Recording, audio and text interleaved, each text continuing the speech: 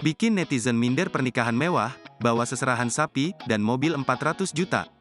Jika umumnya seserahan yang diberikan calon pengantin pria untuk calon istrinya berupa pakaian, make up, dan emas, hal berbeda justru dilakukan oleh pria asal Tuban ini.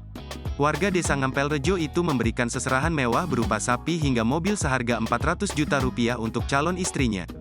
Dalam video yang diunggah akun Instagram @info_tuban, terlihat iring-iringan mobil yang membawa seserahan pernikahan ke rumah mempelai wanita. Tak main-main, pengantin sultan itu membawa 1 ekor sapi, mobil mewah berwarna merah, hingga gabu yang diangkut dengan 5 mobil pickup. Tidak diketahui pasti pekerja calon pengantin pria, namun pernikahan dengan seserahan mewah ini berhasil mencuri perhatian warganet.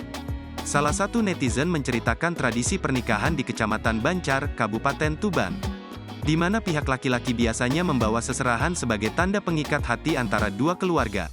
Barang-barang yang dibawa biasanya memiliki makna dan doa untuk kesejahteraan kedua calon mempelai.